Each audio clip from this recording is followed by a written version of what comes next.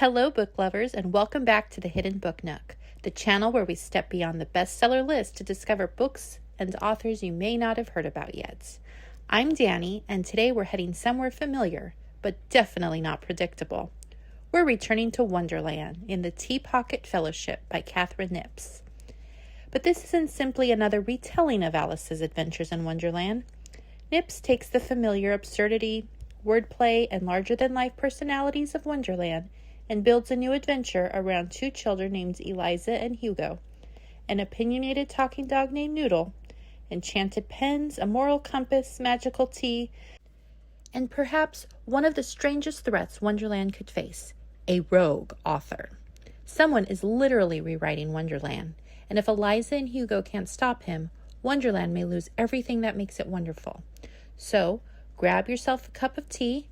Coffee might be slightly controversial after reading this book, and let's talk about the Teapocket Fellowship. The story actually begins with a wonderfully strange confrontation between an author and the Cheshire Cat. The author is attempting to write a story, but Cheshire isn't particularly impressed with his work. Their argument quickly becomes a debate over who is actually creating whom. Cheshire even suggests that rather than the author writing him, perhaps Cheshire has been writing the author. It's funny, strange, and immediately introduces one of the book's most interesting ideas. Who really owns a story once imagination takes over? Things escalate when the author becomes increasingly frustrated and begins deliberately writing chaos into Wonderland. And this isn't ordinary chaos, even by Wonderland standards. Dodos begin looking for non-existent trains. Potholes appear on the Queen of Hearts croquet lawn. Flamingos start refusing to participate because of health and safety regulations. Even punctuation marks begin behaving like characters. Wonderland calls this corruption slippage. The solution eventually involves Eliza and Hugo, two children who complement each other beautifully. Eliza has an enormous imagination. Hugo is more cautious and analytical. When Eliza discovers a coded message hidden inside a tea chest, the two learn that Wonderland needs them. And once they enter Wonderland, their adventure really begins. Without giving away the bigger developments, Eliza and Hugo eventually become much more than visitors. They're given the responsibility of helping protect Wonderland itself. Eliza represents imaginative possibility. Hugo represents thoughtful editing and responsibility. And together they're essentially asked to balance creativity with wisdom. One of my favorite things about this book is how enthusiastically Catherine Knips builds upon Wonderland. Instead of simply recycling familiar locations and characters, she introduces places and concepts that feel inspired by Wonderland while still belonging to this particular story. You never really know what Knips is going to introduce on the next page. Eliza and Hugo work particularly well because they're so different. Eliza is imaginative, spontaneous, emotional, and completely willing to accept the impossible. Hugo provides balance. He's more methodical and cautious, and that contrast eventually becomes important when the two are entrusted with their magical pens. Hugo is specifically told that while Eliza may create the storm, he can become Wonderland's umbrella, bringing clarity, kindness, and empathy to what is written. That's actually a surprisingly thoughtful metaphor for creativity. But I have to talk about Noodle. Noodle may be my favorite character in the book. Initially, Eliza's invisible dog, Noodle, becomes very visible and very talkative once they reach Wonderland. He's mischievous, opinionated, loyal, and absolutely convinced of his own magnificence. Noodle brings a lot of comedy to the story, but underneath the jokes, he's also a surprisingly meaningful character. At one point, the idea is suggested that perhaps everyone has their own Noodle. They simply haven't learned how to listen to it yet. That transforms him from comic relief into something more symbolic. And then we have familiar Wonderland personalities like Alice and Cheshire alongside original characters, including Thistle and Dr. Steep. Knips doesn't treat the classic characters as museum pieces. She lets them be ridiculous again, and I think that's important. Knips writes with a playful, whimsical, and highly self-aware voice. This is a story that knows it's a story. Characters discuss authors. Writing changes reality. Punctuation has opinions. The narrator occasionally seems aware of the reader. And the book constantly plays with the boundary between storyteller, character, and audience. That's called metafiction, and it's used throughout the novel. At one point, the rogue author actually attempts to delete Cheshire, only for the typewriter to rearrange the command into an anagram and produce something entirely different. That's a great example of Knips' humor. She likes language itself. Words aren't simply there to tell the story, they're part of the playground. She uses puns, absurd comparisons, rhymes, literal interpretations, talking objects, unexpected interruptions, and deliberately ridiculous descriptions. Her descriptions are also very sensory. Wonderland doesn't simply look unusual. It smells unusual. It tastes unusual. It sounds unusual. There is also a strong British storybook quality to the book. It's often silly without feeling frantic. Something completely ridiculous can happen and the characters may respond as though it's perfectly reasonable, which actually makes the joke even funnier. But underneath all that nonsense is a surprisingly sincere emotional voice. Knips regularly moves from absurdity into themes involving courage, belonging, fear, kindness, and empathy. And that becomes increasingly important as the story develops.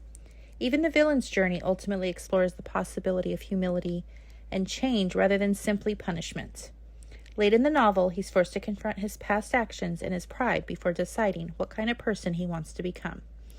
So I describe Knips' writing as whimsical, playful, metafictional, sensory, pun-filled, compassionate, and deliberately eccentric. Readers who enjoy very straightforward fantasy may need a moment to adjust to the constant wordplay. But if you enjoy books where imagination is allowed to break the rules, there's a lot here to enjoy. Another feature that really separates this book from a traditional children's fantasy is the reader participation. Throughout the book, readers are given activities connected to what they've just read. You might be asked to invent your own Wonderland mischief, create a punctuation character, design something, answer a reflective question, or write something in your own Teapocket notebook. The story keeps telling us that imagination has power, that instead of merely saying that, Knips hands some of that imaginative power to the reader. You're not just watching Eliza and Hugo create, you're being invited to create alongside them. Underneath the flamingos, magical tea, and talking punctuation, the Teapocket Fellowship has quite a lot to say. The biggest theme is obviously imagination.